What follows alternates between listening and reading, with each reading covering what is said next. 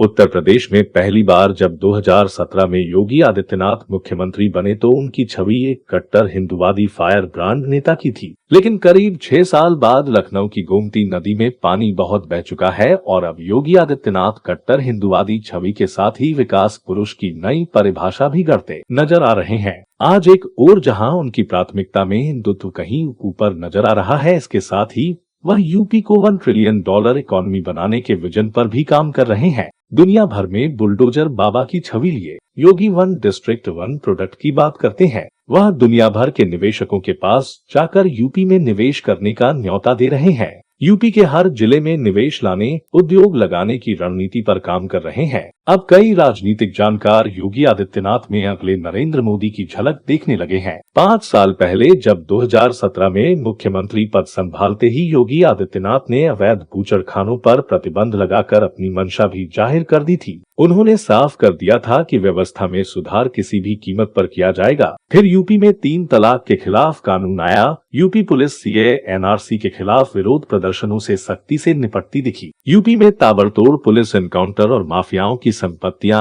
जब्त करने या ध्वस्त करने कार्रवाई देखकर तो योगी आदित्यनाथ देश भर में बुलडोजर बाबा के नाम से ही चर्चित हो गए। नतीजा ये हुआ कि आज योगी आदित्यनाथ ने बीजेपी के मुख्यमंत्रियों के बीच अपनी अलग पहचान कायम कर ली है। वैसे इन सब एक्शन के साथ ही योगी आदित्यनाथ ने अपने पहले कार्यकाल से ही एक और बड़ी चुनौती से लोहा लेना शुरू किया। ये वो चुनौती थी जिसने दशकों से पूरे उत्तर प्रदेश को जकड़ कर रखा था। उन्होंने आर्थिक दृष्टि से उत्तर प्रदेश को बीमारू राज्य से बाहर लाने की जद्दोजहद शुरू की। यूपी में पहली बार 1 डिस्ट्रिक्ट 1 प्रोडक्ट योजना आई। इस योजना के माध्यम से तमाम जिलों को उनके पारंपरिक उद्योगों का ब्रांड बनाने की कोशिशें शुरू हुई। मुंबई की तरह योगी आदित्यनाथ ने नोएडा में फिल्म सिटी बनाने का ऐलान कर दिया। पिछले कुछ वर्षों से उत्तर प्रदेश में हर साल इन्वेस्टर समिट और ग्राउंड ब्रेकिंग सेरेमनी की एक परंपरा शुरू हो चुकी है, जिसे इस बार योगी सरकार ने अंतर्राष्ट्रीय पहचान देने की कोशिश की है और अमेरिका से लेकर यूरोप तक के निवेशकों को यूपी आने का न्योता दे रही है। उत्तर प्रदेश आकार में भारत का चौथा सबसे बड़ा राज्य है। हम सबसे ज्यादा युवा जनसंख्या वाले प्रदेश है। यह युवा हमारी ताकत है, हमारी पूंजी है। यहाँ की उर्वर भूमि हमारे प्रदेश की समृद्धि का अहम साधन है। पहले प्रदेश की माली हालत ठीक नहीं थी, बैंक क्रेडिट के लिए रिस्पांस तक नहीं देते थे, लेकिन अब यूपी में सब बदल गया है। आज हम रेवेन्यू सरप्लस स्टेट है। योगी आदित्यनाथ के भाषणों पर गौर करें तो वह राम मंदिर की बात करते हैं, साथ ही मदरसों के आधुनिकीकरण पर भी जोर देते हैं। वह माफियाओं पर कड़ी कार्रवाई की बात करते हैं तो यूपी में टाइगर सफारी, नाइट सफारी से लेकर नए अभयारण्य चिन्हित करने और कमाई के नए जरिए खोजने की बात भी करते हैं। स्वच्छ भारत मिशन के तहत वह यूपी के शहरों को देश के टॉप शहरों में बनाने की वकालत करते हैं, तो हर घर नल योजना के तहत बुंदेलखंड के जिलों में बड़े स्तर पर सुधार पर जोर दे रहे हैं। वह पर्यटन में बढ़ावे के साथ ही धार्मिक पर्यटन पर सबसे ज्यादा जोर दे रहे हैं। आज श्रद्धालुओं और पर्यटकों के लिए अयोध्या का विशेष रूप से विकास किया जा रहा है। विश्वनाथ कॉरिडोर की भव्यता सभी ने देख ली है। वह मथुरा,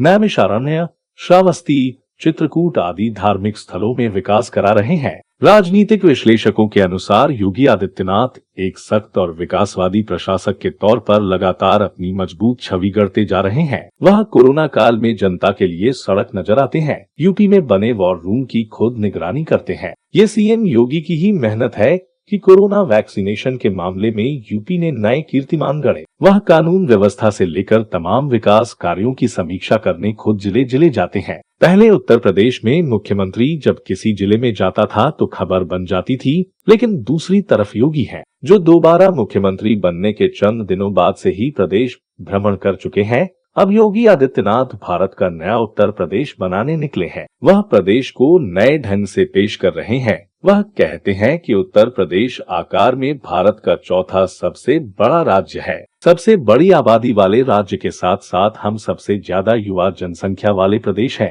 यह युवा हमारी ताकत है, हमारी पूंजी है। यहाँ की उर्वर भूमि हमारे प्रदेश की समृद्धि का अहम साधन है। पहले प्रदेश की माली हालत ठीक नहीं थी, बैंक क्रेडिट के लिए रिस्पांस तक नहीं देते थे, लेकिन 5 साल में यूपी में सब बदल गया है। आज हम रेवेन्यू सरप्लस स्टेट है। हमने अपने वार्षिक बजट को दोगुने से ज्यादा तक विस्तार दिया है।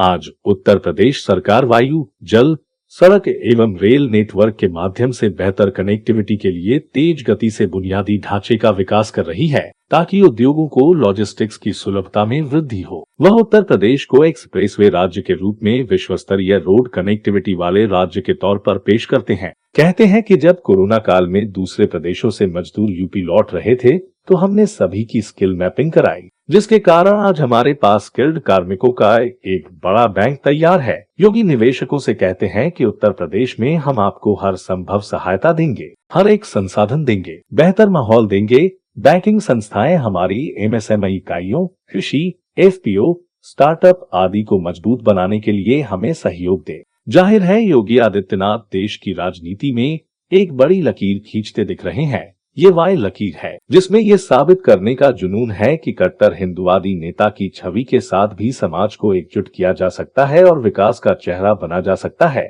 Bureau report, राष्ट्रबोध।